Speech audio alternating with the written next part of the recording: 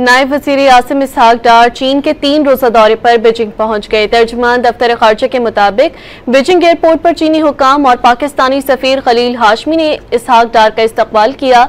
इसहाक डार दौरे के दौरान चीनी हुकाम से बाहमी ताउन पर तबादला ख्याल करेंगे। उधर अफगानिस्तान के अबूरी वज़ीर खारजा अमीर मुत्तकी भी कल चीन पहुंचेंगे। ज़राए के मुताबिक तीनों मुल्क बाहमी तिजारत के फ़रोग और सिक्योरिटी ताउन पर गौर करेंगे। पाक भारत तनाज़े के बाद खित्ते की सूरत हाल का भी जायजा लिया जाएगा।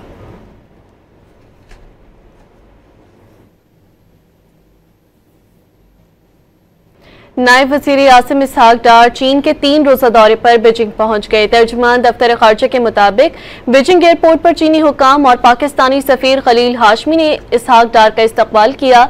इसहाक डार दौरे के दौरान चीनी हुकाम से बाहमी ताउन पर तबादला ख्याल करेंगे। उधर अफगानिस्तान के अबूरी वज़ीर खारजा अमीर मुत्तकी भी कल चीन पहुंचेंगे।